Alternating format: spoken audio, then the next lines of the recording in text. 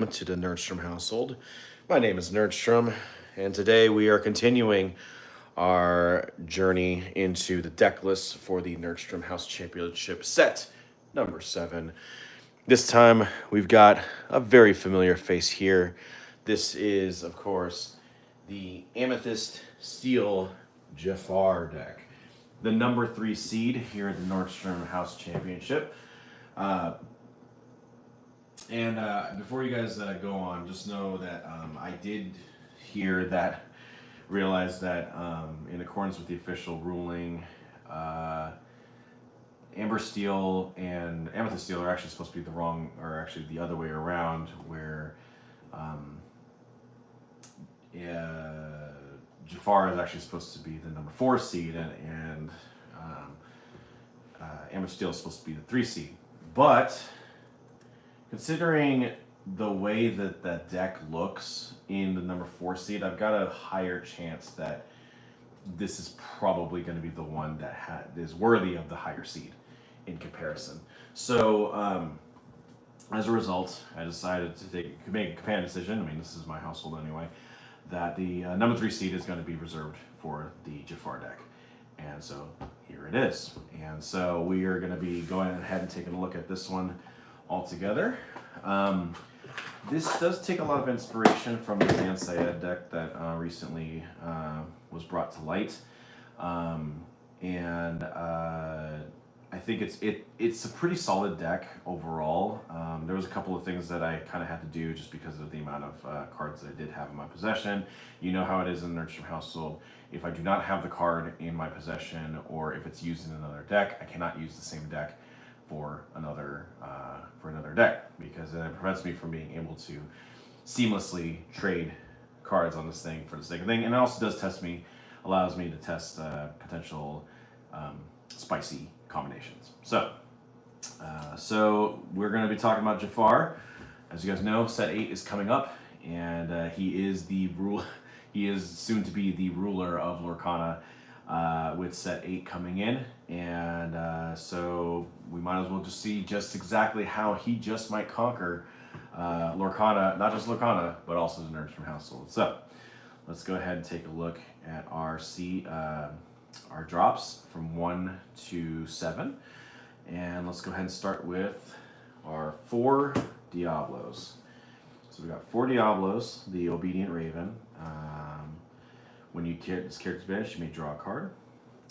We got 4 Chernobog's Followers. Whenever this character quests, you may banish them to draw a card. Pretty essential so far. And we also have 4 Mickey Mouses. This has got resist, so damage dealt to this character is reduced by 1. So there is a reason why Mickey Mouse especially is in this one, and it's going to be a very unorthodox kind of idea, but I played it, and it does work out for what it's supposed to be doing. I think there could be better options, but considering what I have to do to kind of make this deck possible, I think it's a pretty solid addition for the combination. So yes, so that is 12 1-drops to start off with. And just remember, you'll be able to see the full deck list on my Dreamborn as soon as this video is over. I'll be go ahead and posting that onto the video link, so you can get a link in the description for that specific deck. All right, let's go ahead and take a look at the 2 seeds. There shouldn't be too many, but we do have 4 Jafar Royal Viziers. During your turn, this character gains evasive. I can use this as a Jafar feeder for the 7-drop, which we're going to see in a second. But I can also use this as the ability to knock off cards like Diablo or any tough evasive cards that, if it's not, it's not necessary towards getting the combination off. And then I will have 4 of the Lamp. Now this is the thing that Zan really popularized in terms of it's not just that the Lamp is a solid card to be using in a Jafar deck, but it's even more. But he was able to kind of exploit and expose just how important it is to have 4 of these ones at the same time too. When you banish this item, if you have a character named Jafar in play, you draw 2 cards, and if you have a character named Genie in play, you return a character with cost 4 or less to their player's hand. Now, if you have both Jafar and Genie, these effects pop off at the same time, and you can do both of them, which is really cool. It's a really solid card. I do like this one, and when I start playing, once I started playing this one, the way it's supposed to, I think it popped off pretty well, and I think it was a really solid thing. It was one of the influences as to why Zan Syed won the match that he did do with this card. So, all right, so that's actually it for the 2 drops. There's only 8 in this one. Let's go ahead and move on to the 3 drops, which of course are a little bit more. There's more of them. We've got Jafar, Aspiring Ruler. This is a new Jafar from set 7. When you play this character, chosen character gains Challenger +2 this turn. It does quest for 2 as well. And this is a 3/2 stat line. With this card, it actually does. It's kind of, for me, it actually kind of, you can also use it as a Fox character too. Not a Fox character, a Merlin Crab character. So that if you have something on board like your 1-drop Mickey or your 1-drop Diablo or your 1-drop Chernobog, when you put those on, all of a sudden now they're strength 3. And you can even tack it on to other characters that might need a little bit more juice just to kind of get it over the hump and battle characters that you need to get off the board. And all this whole time, Jafar is also a character that you can put on the board so that you can feed it towards getting the next thing. So yeah. All right. So next 3 drop, we've got Giant Cobra. It's got advanced ability, so it does vanish as soon as an action targets it. But when you play this character, you may choose and discard a card to gain 2 lore. It's got a 4/4 stat line. It's a pretty strong thing. If it somehow stays on the board, it can be a pretty good menace for a lot of characters on the opponent's side of the board. It's something that they have to deal with, and use target and sort of get rid of things though. So, and then of course we got 3 Pete's. Games referees. When you play this character, opponents can't play actions until the start of your next turn. This has been an essential card in Steel ever since this came out in set 5, just to kind of prevent people from trying to target your Jafars while they're on the board. So really important card to have in play for sure. All right, and then our last 3 drop is going to be Friends on the Other Side. Pretty simple.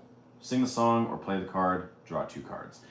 You need to do whatever you can so you can get the pieces that you need to do the engine that Jafar is well known for. Now onto the 4 drops. Now this is going to seem very unorthodox, and it is on purpose and on accident at the same time, the fact that it is set up this way. But I've got Genie Wish Fulfilled. It's evasive. It's 2/4 stat line, quest for 2, and when you play this character, you draw a card. This is for the lamp for sure, but it's also for it's also to serve as an evasive factor so that I can also get some lore while I'm at it if I can't get the Jafar thing to go off. Now there's only 3, and unfortunately it's because I do not have enough of Genie characters cards in my possession. 4 of them are actually in my Amethyst deck, and as of right now, ironically, I actually need to have it in order for the deck to actually work and operate the way it's supposed to. But I did make it up by having a Merlin Rabbit on here. When you play this character and when he leaves play, you may draw a card. It's got a lower stat line, it's not evasive, but the fact that whenever it is banished, it can still go ahead and net you a card either way. So a pretty solid thing in a 4th Genie's absence. And then, last 4 drop that we got is, and then along came Zeus. Deal 5 damage to chosen character or location. This is the one card that I have in my possession that actually can be used to kind of get rid of other characters on the board, save for the Challenger ability that the Jafar, the Aspiring Ruler has. But most of my deck is focused on just trying to get my strategy taken off. And this is the only thing, just in case like certain things, like for example, a Diablo with Hidden Cove comes up, or if maybe a Maui Half Shark comes up, you have this at your disposal just in case, just to keep them honest and kind of keep the money going on your side. So that's it for the 4 drops. And now let's go on to the 5 drops. I've got Elsa the 5th Spirit. It's got Rush, Evasive, and when you play this character, you can exert chosen opposing character. This is to serve as a body with strong willpower that's also evasive. that can also potentially sing Whole New World at the same time too. And then of course I got 4 Mickeys. Now that is the reason why I do have the Mickeys inside of here. Shift 3, resist +1, and when you play this character, you deal damage to a chosen character equal to the number of broom characters you have in play. Now, you look at this card and you say, well, I did notice that in your 1-drops you don't have any of those 1-drop magic brooms. And you're right. That is a thing that is true.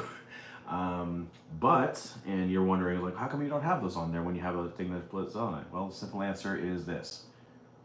I don't have any more magic brooms, and I can't play them if I don't have them.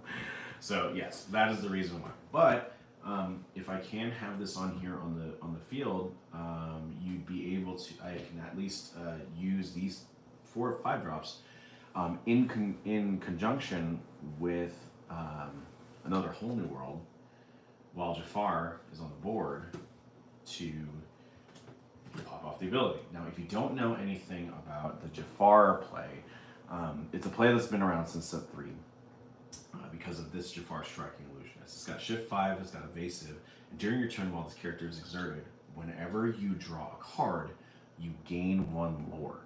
Now, you can use this Whole New World when you sing it. Each player discards their hand and draws 7 cards. You're drawing 7 cards. You net 7 lore. That's amazing, you know. And it kind of pops things off really quickly, and then all of a sudden, like, it either gets you back into a game or you start having a commanding lead in terms of your lore. Now, there is a tactic that I use this as a prime example of, which is called the God Hand, which is basically demonstrating what you want to have in your hand when you start off the game. So for example, the one example is, let's say you have turn 1, you play Mickey. And then turn 2 can be kind of like you can use that as an any space if you want to. But you can have the lamp in play, for example. That's your number 2. And then you can shift on turn 3 Mickey Mouse, right? And then you can also, and then from there you can play turn 4, 2 Jafars. You already have a lamp on the play, you can banish this, and you can draw more cards. So if for some reason you don't have, let's say hypothetically you don't have Whole New World Jafar combination in your deck, you can do this. But what you can also do is, now you have a 5-drop on the field. You shift one of your Jafars, and the reason why I say 2 Jafars, like say 2 drops, is because let's say you have another one, but they only have enough capital so they can only take out 1, just in case you still have another one that's on the field. You can also do this as a turn 2. It's pretty logical to also do that if you want to. But that's just an example of a God Hand that I would also try to look for whenever I'm playing the game. So Jafar comes out, and you can play Whole New World, draw 7 cards, but you also have this Mickey Mouse on the field. So if you draw another Whole New World, all of a sudden you can just use that Mickey to also play that and draw 4 New World, and just like that, you've got 14 lore. So yeah, it's an ability that's really cool.